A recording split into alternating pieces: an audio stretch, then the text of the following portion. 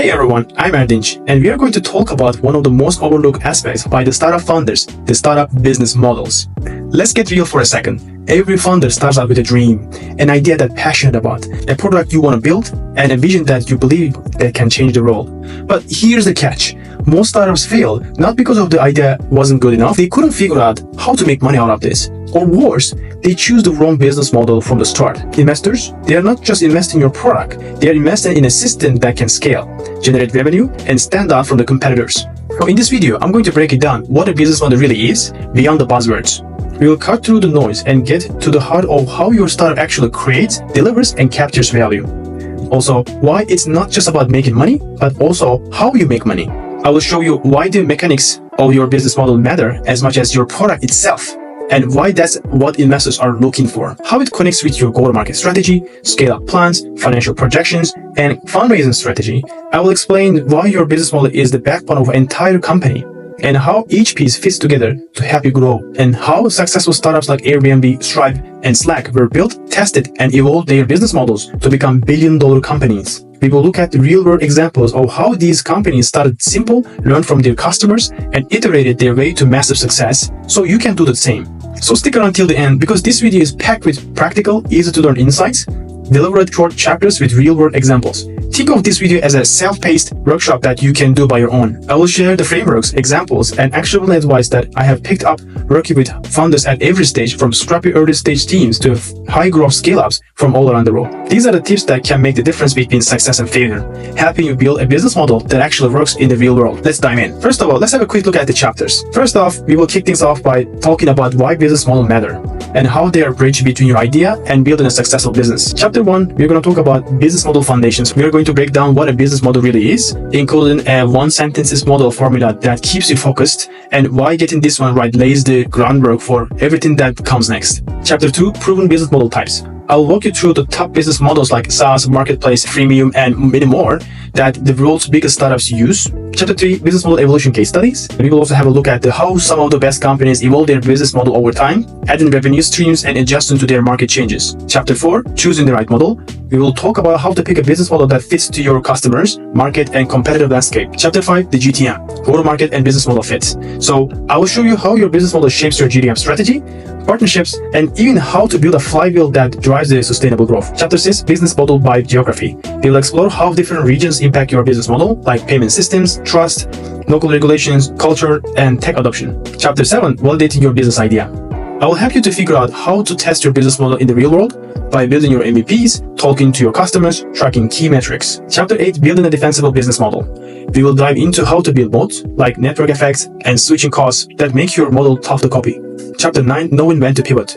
We will also talk about the signs your model might not be working and how to pivot smartly without losing the momentum. Chapter 10, unit economics and metrics that matter.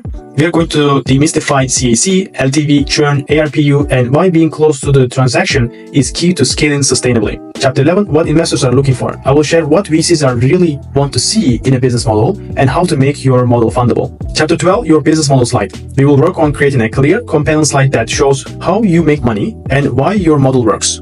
Chapter 13, handling critiques about your business model. We will also get ready for those tough investor questions and how to answer them confidently with data to back this up. Chapter 14, translating your business model into financial projections. We will learn how to turn your business model into financials that investors can trust without making it more overly complicated. Chapter 15, final advice and checklist. And lastly, we will wrap up with a recap of the key lessons and to inspire you to go out and build something incredible. Let's get started and build a business model that actually works. So, Chapter 1, business model foundations. Every founder wants to build a product that people love, but without a clear business model, even the best product can fail. Your business model is the bridge between your product and a sustainable business. Let's get clear on what a business model really is. So, simply put, a business model is how a startup creates, delivers, and captures value. It's not just about how you make money, but also how you serve your customers and keep the business running. Too often, founders confuse business model with pricing or revenue. Those are parts of it, but your business model is bigger. Here's the one-sentence business model formula you should always remember. So we help a defined target customer to solve a problem by offering a solution and make money by revenue model. Target customer, problem, solution, revenue model are the parentheses, so you should replace them obviously. Here's an example from Airbnb. So we help travelers find affordable short-term lodging by offering a marketplace for hosts, and we make money by taking a percentage fee from each booking. See, it's almost like statement has to be one sentences and short, understandable. That's it. As simple as it is, clear, actionable, statement-like. Here's a tip. Write your own one-sentence business model and put it in your whiteboard. It will keep you focused as you build. In the next chapter, we will dive into the proven business model types that successful startups use, so you can pick the one that fits to your vision best. Let's go. Chapter 2, proven business model types. When it comes to business models, you don't need to reinvent the wheel. Most billion-dollar startups didn't create a brand new business model. They choose a proven that fits to the market. Maybe they evolve after that. I will break it down to core business model types that have powered the world's most successful startups. Use these as inspiration to design your own. So here's the full list. First of all, SaaS, software as a service, recurring subscription revenue, which is one of the most common business model for startups, especially in the tech world. With SaaS, customers pay a monthly or annual fee to access generally cloud-based software instead of buying it outright. This model offers predictable revenue and scalability since it's easy to onboard new users. Think of Slack or Zoom, which both turned simple software products into global platforms with massive recurring revenues. 2. Marketplace. This model connects buyers and sellers and takes a cut of each transaction. It's powerful because it leverages network effects. Each new user adds value to the platform. Marketplaces often need to solve the chicken and egg problem, getting both sides on board. Think of Airbnb, which connects hosts with travelers, or Uber, which connects riders with drivers. 3. Freemium. Offer a free version to attract users and upsell premium features or services. It's a popular way to build a large user base and convert the most engaged users into paying customers. Think Dropbox or LinkedIn. Both use free offerings to hook users and then monetize them with premium tiers. 4. Advertising. Attract a huge user base by offering free content or service, and then monetize by selling ads. This model works best when you have a large, engaged audience and the ability to collect valuable user data. Facebook and YouTube are classic examples for this. Both generate billions of dollars by monetizing attention and engagement. 5. Transactional. Take a percentage fee from each transaction that happens on your platform. It's clean, scalable, and directly tied to user activities. Think Stripe, which charges a fee every time money changes hands, or PayPal, which makes money every time users send or receive payments. 6. Cost plus. Buy products and sell them at the markup. This is the classic retail model, and while it's straightforward, it can be hard to scale without economies of scales. Amazon's early days followed this model, buying books at wholesale prices and selling them at a markup online. 7. User-based. Charge customers based on how much they use your product or service. It's a great fit for cloud services and developer tools. AWS, Amazon Web Service, charges based on computing power, storage, and other resources consumed. Twilio charges developers based on API calls and text messages sent. 8. Razor and blades. Sell the initial product at a low price, sometimes at a loss, but make money on repeat purchases or essential add-ons. Think Gillette, with cheap razors but more expensive blade. That name's also coming from the Gillette as well. 9. Add-on sales. Start with a low base price to get customers in the door, then upsell additional features, services, or upgrades. This model is common in industries like automotive, where you start with a basic car and pay extra for features, or gaming, where in-app purchases drive the revenue. 10. API model. Monetize by charging developers or companies to use your API, essentially turning your tech into a platform. This model allows you to scale with minimal overhead, and it often grows through developer evangelism and integrations. OpenAI's API and Stripe's developer tools are great examples, powering everything from AI chatbot to payment systems. And lastly, other business models. While we have covered the most common business models like SaaS, Marketplace, and Freemium, there are plenty of other models out there too, like licensing, franchising, brokerage, data monetization, crowdsourcing, affiliate marketing, subscription boxes, consulting services, and open source hybrids. These can be standalone strategies or combined in creative ways, depending on your product, market, and target customer. Generally, most startups fall into at least one of these categories, but the most innovative founders often craft a combination or a new innovation around these models, and that fits to their unique value proposition, of course. The key is to stay flexible, listen to your customers, and build a model that captures, delivers, and sustains value for them. So here's my advice. Choose the model that matches how your customer wants to pay and how you plan to grow the company. Start with one model that fits your current stage, and don't try to do everything once. You might want to evolve in the future. Remember, these business model types are often mixed or layered as companies evolved. Airbnb added experience to its marketplace. Stripe added corporate cards to their transaction model. In the next chapter, we will talk about how the world's top startups layered and evolved these models to build massive companies. So stay tuned, let's go to the next one. Chapter 3, Business Model Evolution Case Studies.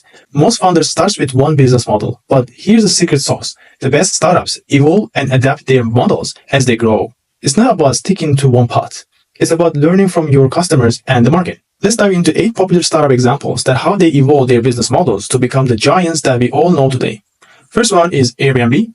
Airbnb started as a simple room rental platform, a marketplace connecting travelers with hosts.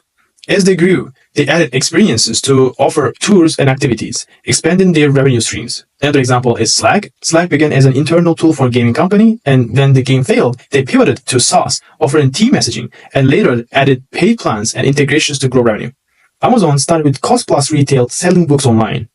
And today, they have layered on AWS, which is use-based pricing, subscriptions, Prime, and even advertising revenues, and many more business models as a multi-model empire. Uber started as a marketplace for ride-hailing. Over time, they added food delivery, Uber Eats, and for logistics transportation, they added Uber for Freight, and even advertising opportunities and some other business models. Spotify launched with a freemium model, free music with ads. They layered in premium subscriptions, podcasts, and now even audiobooks to expand monetization. Netflix began with DVD rentals, a transactional model. They evolved into streaming subscriptions, SaaS, and then added original content, which gave them brand differentiation and bigger margins. Stripe started with a simple API for payment processing, a transaction model. They evolved to include corporate cards, loans, and even carbon removal services, building a broad financial platform. See the pattern? The great startups often have multiple models layered on the top of each other. And that's what makes them resilient. Here's my advice. Don't be afraid to start with one model and expand as you go as you learn from the market. Layer new models on the top of existing ones when they make sense or if they make sense. So you can diversify your revenue and stay adaptable at the same time without losing the core focus. In the next chapter, we will talk about how to choose the right model for your startup and what factors you need to consider to make that great choice. Let's get started. Chapter 4, Choosing the Right Model. Every founder wants to pick the perfect business model from the start. But here's the truth. There is no one-size-fits-all answer. Choosing the right model is about matching your product, your customer, and your market dynamics. Here's what you need to be considered. Who is your customer? Are they consumers who prefer self-service options? Are they businesses that need a sales process or integrations? How do they want to pay? Subscriptions for predictability? Usage-based pricing for flexibility? Transactional for one-off purchase? What is the competitive landscape look like? Are they entrenched players with big budgets? Can you differentiate on value, experience, or speed? How scalable is your model? Does revenue grow faster than cost? Can you build modes like network effects or data advantages? Does the model fit your GTM strategy? SaaS pairs well with product-led growth. Marketplaces need supply and demand building tactics. Here's my advice. Don't choose a model just because it worked for someone else. Choose one that fits your product and market. Validate your choice with customer feedback before doubling down. In the next chapter, we will connect the dots between your business model and your go-to-market strategy because your model is only as strong as the plan you use to reach your customers. Alright, Chapter 5, GTM, go-to-market, and business model fit. So you have picked a business model, but here's the catch. It's worthless without a plan to bring into the market. That's why your go-to-market strategy, aka GTM strategy, is crucial. It's how you connect your model to your customers and start generating revenue. Here's why GTM matters. Even the best business model fails if your customers can't find you. Your GTM strategy determines how fast you grow and how efficiently you scale. Investors look for a tight link between your model and your GTM because that's how they know you're ready to execute. Start with basics, such as SaaS businesses often rely on product-led growth, free trials, freemium offers, and strong onboarding to drive adoption. Marketplaces need to build both supply and demand, solving the chicken and egg problem to reach liquidity. Transactional models like Stripe use developer evangelism and integrations to get embedded into the customer's workflows. Usage-based models like AWS focusing on developer communities and reliability to encourage more usage. Now, let's talk about partnerships. Partnerships can accelerate your GTM by reducing the customer acquisition cost, adding trust, and giving you access to new customers. I'm talking about basically partnering with other businesses to open up their customer base for you. Isn't it amazing? Think about how Stripe grew through integrations with Spotify and other platforms. Let's also tap into the flywheel model, which is very important for GTM concept. Instead of a one-off sales funnel, a flywheel uses momentum from each user to drive growth. For example, Airbnb's hosts bring in travelers, and travelers often become hosts themselves. Each new participant adds value to the ecosystem, making the platform stronger and more valuable. Flywheel builds network effects, which are essential for scalable business models. Here's my advice. Make sure your GTM strategy aligns with your business model. Use partnerships strategically. They are a proven way to reduce costs and accelerate growth. Think beyond the sales funnel. Flywheel and network effects can turn your GTM into a growth engine that compounds over time. In the next chapter, we will explore how different geographies and local markets can influence which business model and GTM strategies work best. Let's go. Chapter 6. Models by geography. When it comes to building a startup, where you launch can be just as important as what to launch. That's why understanding how geography shapes your business model is the key to scaling your startup. Different markets behave differently. Here's why. Trust and payment systems. In the US or Europe, credit cards and digital payments are standard. In some parts of Asia, cash on delivery or digital wallets are more common. This affects which business model works best. SaaS subscriptions, for example, are easier to implement where digital payments are frictionless. Cultural buying patterns. In some markets, people love self-serve platforms. In others, personal relationships and local partnerships drive sales. Think about why ride-hailing apps in Southeast Asia often need hyper-local marketing teams and driver onboarding programs. Regulatory hurdles. Some models, like in fintech or health tech, face different regulations in each country. What's easy to launch in one region might be blocked or heavily regulated in another. Tech adoption. Markets like the US and South Korea have high smartphone penetration, perfect for mobile-first platforms. In some regions, desktop web is still dominant, affecting your GTM and product design. And there are some many more examples, of course. Why does this matter? Picking the right model is about product market fit, and that means geography market fit too. So, some marketplaces struggle in regions with fragmented logistics. Some SaaS products can't grow without reliable internet structure. And of course, there are many more examples. Here's my advice. Before launching in a new market, research local payment preferences, tech adoption, and cultural expectations. Adapt your business model where needed. Sometimes even your core pricing or revenue strategy needs to change. Use local partners to help you navigate trust, regulations, and local marketing. In the next chapter, we will talk about how to validate your business model in the real world. Because even the best idea on papers needs real customers to prove it works. Let's dive in. Chapter 7. Validating your business model. You have built your product and chosen your business model. But here's a reality check. No model works until it's validated with real customers. Startups that skip this step often waste time and money chasing a model that doesn't fit the market. That's why this chapter is all about getting out there and testing your assumptions. Here's how to validate your business model step by step. Build an MVP, minimal viable product. Don't over-engineer your solution. Build the simplest version that solves the core problem. Your MVP should let you test whether customers actually want what you're offering and whether they are willing to pay for it. Remember, if you're not embraced by the first version of your product, you have launched too late. Talk to real customers. Get feedback early and often. Don't just talk to friends and family. Talk to your actual target users. Ask them, would you pay for this? How much? What do you know about it? What's missing? These conversations will help you identify the real pain points and refine your model accordingly. I also took a separate video about it. Please also check it out. Test pricing early. Don't be afraid to charge from the start. Even if it's a small amount, it's a crucial signal of real demand. Experiment with different pricing tiers or packages. If no one is willing to pay, that's a red flag. Either your value proposition isn't strong enough or you're targeting the wrong customer segment. Validate by measuring key metrics. Please note that if you are not familiar with these following metrics, I will cover it in a dedicated chapter in this video. For example, LTV, lifetime value, how much revenue will each customer generate over their time with you. CAC, which is customer acquisition cost, how much does it cost to acquire each customer. Churn rate, how many customers are leaving and why. ARPU, which is average revenue per user, are you getting enough revenue per customer to make your business sustainable? And these metrics will tell you if your business model is working or needs a pivot. We will get back to this point later with more broad approach in later of this video. Experiment and iterate. Think of your business model as a hypothesis, not a fixed plan yet. Run A/B tests on pricing, feature sets, or onboarding flows. Use your results to refine your approach faster, cheaper, and with less risks than a full-scale pivot. Here's my final advice about this. Validation is not a one-time-off task. It's an ongoing process as your product and market evolve. Keep talking with the customers, no matter what stage your startup is. They are the ultimate judges of whether your business model is truly creating, delivering, and capturing value for them. In the next chapter, we will explore how some of the biggest startups evolve their business models over time, so you can learn how to adapt as you grow too. Let's go. Chapter 8. Building a defensible business model. Once you have validated your business model, here's one more crucial step.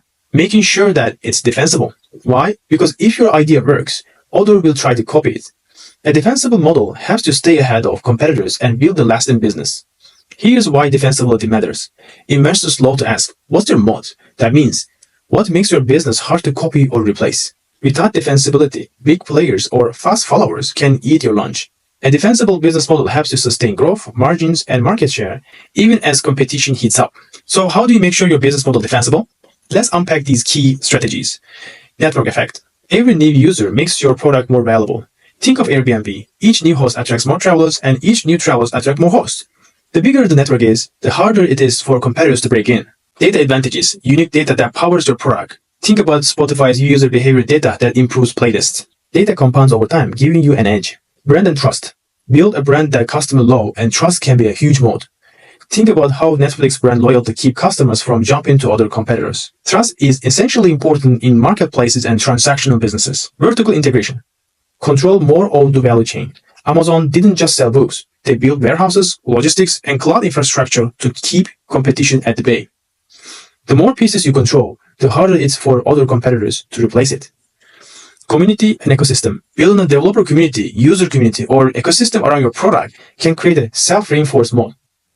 Examples: Spotify's App Store, Salesforce ecosystem, or Figma's design community. High switching costs and lock-in effect. High switching costs make it painful or costly for customers to leave your product, keep them loyal, and protecting your revenue. And lastly, defensibility of your business model has two sides. First is to keep the barrier of entry so high so your competitors don't get in easily. And the second, the other side of the wall, keeping your customers by providing so much value. In both equations, you need to provide very high value. So that brings me to a customer side of keeping defensibility high, which high switching costs and lock-in effect. High switching costs make it painful or costly for customers to leave your product, keeping them loyal and protecting your revenue. It's not about trapping your customers with contracts, but about becoming so deeply integrated into their workflow that leaving feels like a painful experience. For example, Slack. Teams build channels, integrations, and archives that becomes the backbone of the communication. Moving all history and retraining the staff, that's a bit challenging, right? And another example is Stripe. Developers spend time integrating Stripe's API for payments. Once it's live, ripping out means downtime, migration headaches, and possible customer churns, so most customers stick around. Another good example is Notion. Users build personal or team wikis and knowledge bases, and project management systems too. So people also use for personal things as well. Over time, these pages grow into complex, customized workplaces. Rebuilding all that in another tool will cost time, money, and productivity.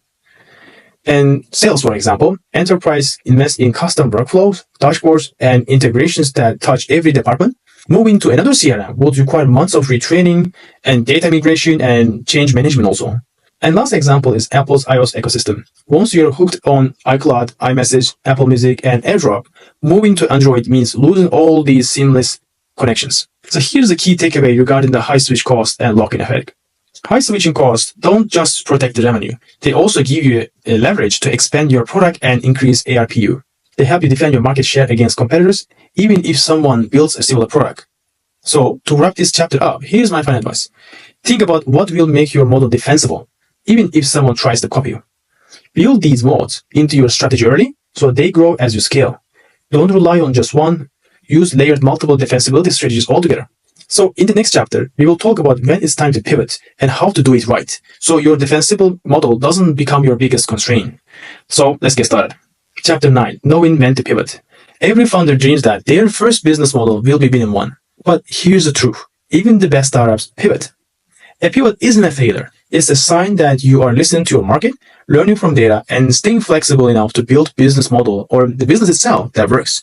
So how do you know when it's time to pivot? Let's break it down. So if customers aren't buying or if churn is high, it's time to ask, is this the right product or am I solving the wrong problem? Slack's pivot from a gaming company to a team collaboration tool is a perfect example. Second thing is unsustainable unit economics. If your customer acquisition cost is high or your LTV is low or churn is killing your growth, the numbers don't lie. Even Uber had to adjust pricing models to find sustainability in certain markets. And third thing is market dynamics can change. For example, COVID-19 forced many startups to pivot from in-person services to digital offerings overnight. And Airbnb, for instance, during that period, shifted focus from traveler experiences to long-term stays during the pandemic. And fourth thing is the competitive pressure. If a big competitor enters your space and dominates your niche, you may need to reposition or innovate to stay relevant. So how do you recognize the signals? First off, customer feedback. If your users constantly ask something different or stop using your product at all, it's a red flag. Always keep a feedback loop open. Surveys, interviews, user analytics, and many more. Second thing is financial metrics. Look at your customer acquisition costs, lifetime value, churn, and if they're trending the wrong way and you can't fix it with the incremental changes, it might need some pivoting. And the third is the basically funder gut feeling.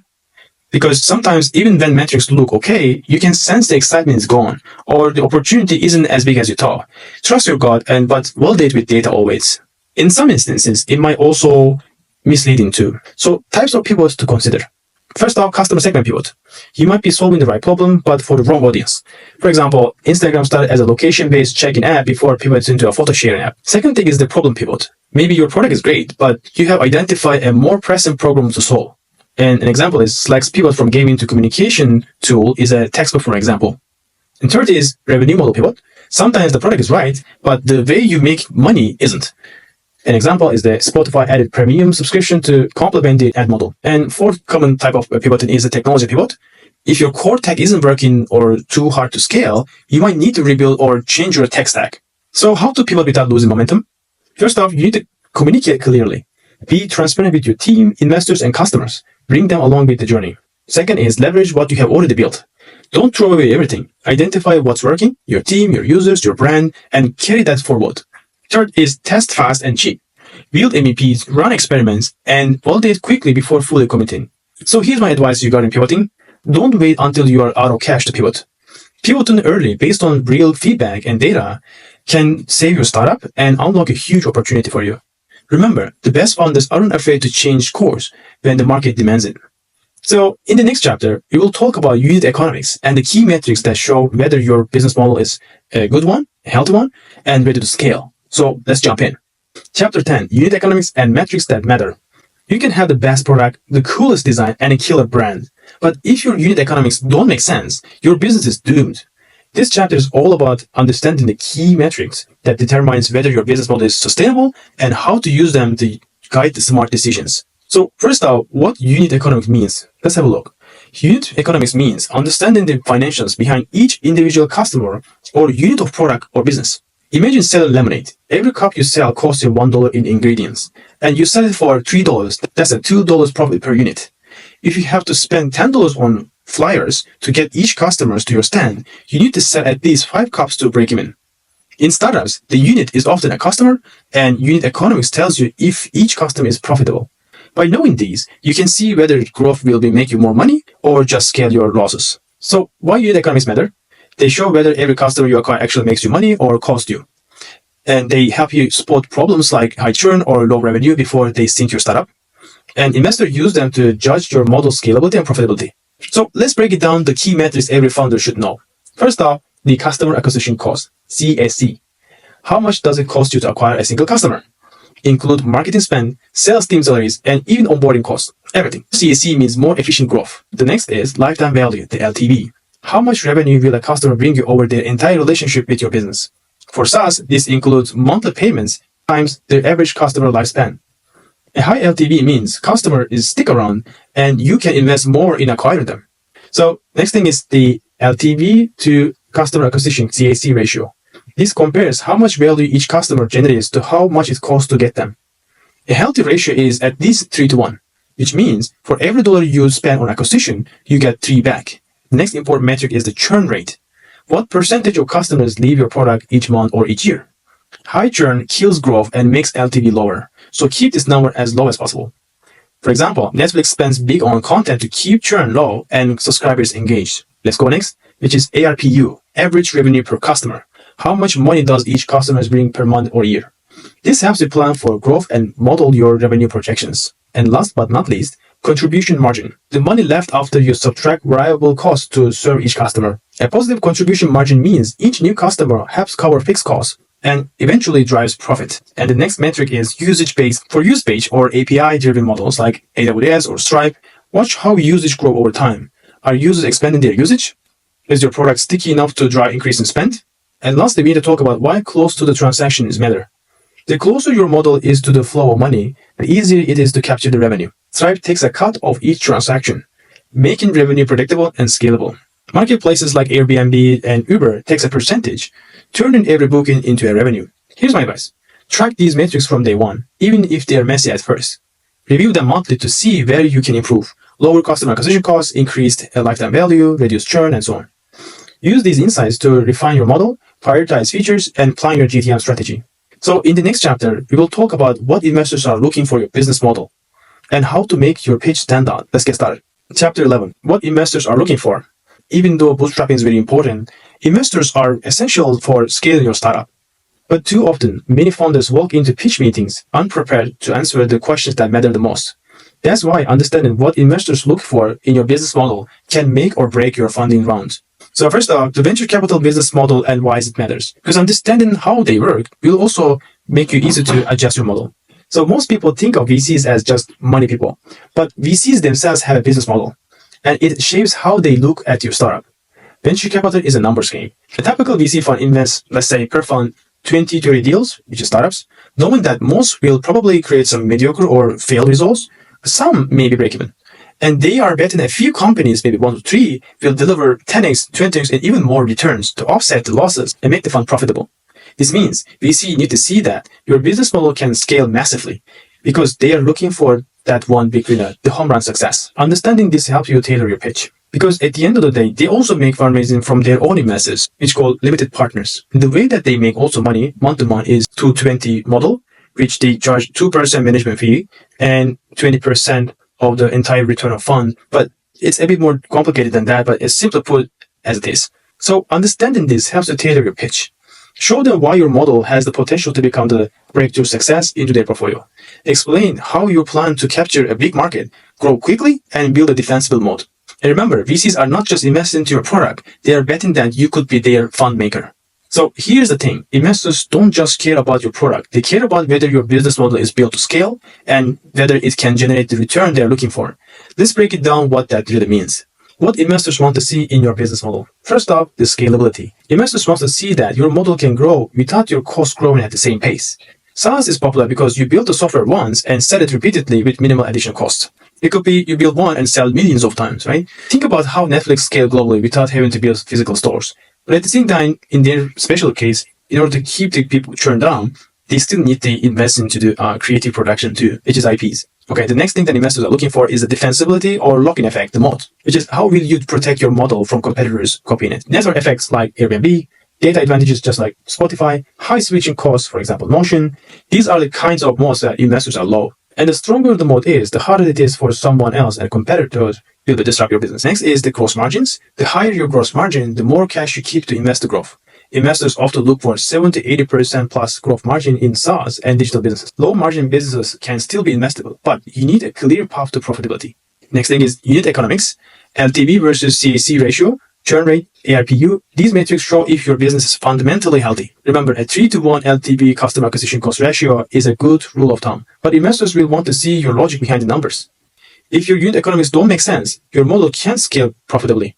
And market size and opportunity, even the best models struggle in a tiny market. Investor wants to see that your model can capture a big enough market to generate a significant return. Remember, they are not just betting on your product, but on the size of the opportunity also. And lastly, clear revenue streams. Investors wants to know exactly how you will make money. A strong business model slide should show that your main revenue stream and any feature ones that you plan to layer on. For example, Uber's core was the ride-hailing core, and plus they add food delivery later on. So here's some final advice about this. Build your pitch around these investor expectations. Don't wait for them to ask. Show that you understand your numbers, your market, and your defensibility. Remember, it's not just about having a great idea. It's about showing investors that you have built a scalable, investable business model. In the next chapter, we will talk about how to craft your business model slide and how to make it clear, simple, and compelling for investors. Let's go. Chapter 12, your business model slide on your pitch deck. Now that you understand what investors want, it's time to bring your business model to life in a slide that is clear, concise, and compelling. This is your chance to show how you make money and why your model is built for scale. Too many founders overcomplicate this slide or treat it like an isolated piece of information. But remember, your pitch deck is a story, and your business model slide is the part where you show that how that story becomes a real business. Investors follow this narrative closely, so you want to make sure that your business model slide flows naturally from the problem and solution slides and sets the stage for the show interaction after. So here's what to include on your business model slide. First off, what you sell. Is it a subscription, a marketplace fee, or transaction cut? For example, we charge a 3% fee on each transaction. Make it more statement-like, short, and precise. And define who pays you. Is it the end user, a business model, or third-party like advertisers? For example, Airbnb's guest pays for the host, and the host pays a service fee per booking. And include how often, monthly, yearly, per transaction, or per user base. For example, Slack charges businesses per user per month. And show key metrics if available. Show LTV, customer acquisition costs, gross margins, and churn rates, whatever metrics prove your model works. Even early data builds credibility. Visual flow. This is an optional thing, but that works. A simple diagram showing how value flows from the customer to you, for example, the user, to the platform, and the revenue. So how to seamlessly integrate your business model slide into your deck. So first off, the flow. That typically comes after the solution slide, but before traction or financials. So you can go be creative for sure, but first off, we want to understand what's the problem, what's the solution, product, and how do you charge for this, right? And then maybe you include market and so on. So, but creativity and a different type of sorting is also should be fine. Helps investors understand how you make money and why that model fits the problem that you're solving. So a logical flow. Second is to connect this into problem and solution. Remind investors that your model directly solves the problem that you define in an economically make sense way. For example, we have freelancers find reliable work, that's the problem statement, through our platform, which is your solution, and make money by taking a transaction fee. Sounds familiar? The next thing is keep visual style consistent. Use the same fonts, colors, and design elements as the rest of your tag to build trust and polish. And make things more obvious at this visuality, because we want to really understand in the first look, in a couple of seconds, what is your business model is all about. And usual flow, use arrows, diagrams, icons that show the value moves from customer to the revenue. Example, from user, product, revenue, and so on. And lastly, bridge to the traction. End with the sentences or bullet that hinting at your early traction. For example, with this model, we have already reached 10,000 users and doubled our revenue in last quarter. And of course, if you're pre-seed stage startup or even idea stage startups, this might not be easy to show as a traction. But think again, you probably have some traction, but you might not be able to show it with the metrics yet, which is natural and you can be honest about it. Here's my advice. Keep your business model slides simple and visual and avoid overwhelming text or clutter. Make sure it's consistent with the rest of your deck. It should feel like a natural chapter in your story. Remember, this slide is a conversation starter. Be prepared to answer the questions, defend your assumptions, and connect it seamlessly to your traction and financials. In the next chapter, we will cover how to handle critiques and defend your business model so you're ready for even the toughest questions from investors. Let's get started. Chapter 13, Handling Business Model Critiques and Defending Your Model. You have got your business model slide ready, but here's the thing. Investors will challenge you on it. And that's a good thing. If they're asking questions, it means they're engaged. The key is to be prepared to answer confidently. Why critique matter is investors ask true questions because they want to know if your model can handle real-world challenges. So think of critiques as free feedbacks. Each one is a chance to refine your model and prove that you have thought things through. So here are some common critique questions investors ask and how to answer them. First one, can you scale this model without your costs growing as fast as your revenues? Highlight how your model benefits from automation, technology, or network effects, anything that makes revenue grow faster than cost. 2, what happens if a competitor copies your model? Emphasize your defensibility, network effects, switching costs, data advantages, or brand trust that make it so hard for competitors to catch up. 3, are your margins high enough to sustain growth? Show your gross margins and explain how you plan to increase them over time. For example, through volume, automations, or premium offerings. 4, why do you think customer will keep paying you and not switching to something else? Explain your retention strategies, customer success, integrations, community building that keep customers loyal, and many more things. 5, what's your customer acquisition strategy and how sustainable it is? Outline your main acquisition channels, show early traction if possible, and explain how you will keep the customer acquisition cost as low as you scale. 6, what assumptions are you making about customer behavior? And what would happen if those assumptions prove wrong? So you need to acknowledge that the risk and to show how you're testing those assumptions right now and how you will be pivoting if needed. Investors wants to see honesty and transparency. And 7, how quickly can you reach profitability? Or do you need ongoing funding to scale? Share your path to profitability. Support by metrics and milestones, but also show how new funding accelerates the growth. 8, are there regulatory or legal risks that could impact your model? Be honest about potential risks, but explain that you have managed them through the compliance check and partnerships or legal support and so on. So how to handle critics? Stay calm and confident. Investors are not attacking you personally. They are testing the strengths of your plan. Take a deep breath and answer thoughtfully. So use data whenever possible. You need to know your numbers. Show the key metrics, LTV, customer acquisition cost ratios, and churn rates, whatever you have. Data build trust. Acknowledge the risk and show your plan. Every model has its own risks. Investors respect the founder who know them and have mitigation plans. For example, we know that the customer churn risk is high, so we have built a strong onboarding process and ongoing support to reduce it. And lean on real-world example. For example, you can point to companies like Slack, Stripe, or Airbnb to show how they solved the similar challenges. For example, Slack handled churn by investing heavily in integrations and making the product stickier. And lastly, don't be defensive and be curious instead. If an investor highlights a weak point, treat it as an opportunity to learn and ask, that's a great point. How would you approach this challenge if you were in my shoes? So here's my advice. Think of every critique as a rehearsal for the real world. If you can defend your model to investors, you can defend it to customers, partners, and competitors too. You can execute very well. Be open and be data-driven and stay humble. Investors love founders who are coachable and adaptable. So in the next chapter, we will talk about how to translate your business model into financial projections. So let's jump in. Chapter 14, translating your business model into financial projections. After you have defended your business model and handled the tough questions, the next step is to show how your model translates into real numbers.